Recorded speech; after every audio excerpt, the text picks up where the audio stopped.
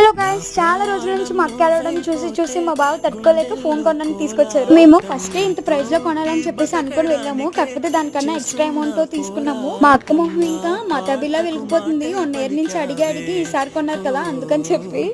ఎదచప్పుడు చేసే శృతి నీవే, ఎండల్లో వెన్నెల తెచ్చావే, ఓ నిప్పుల్లో వానై వచ్చావే.